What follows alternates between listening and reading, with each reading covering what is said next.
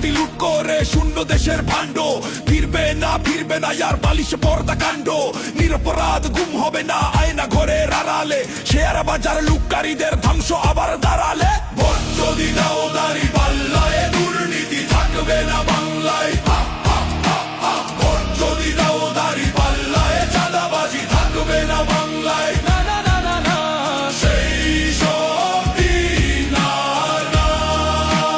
জিতে যদি দাঁড়ি পাল্লা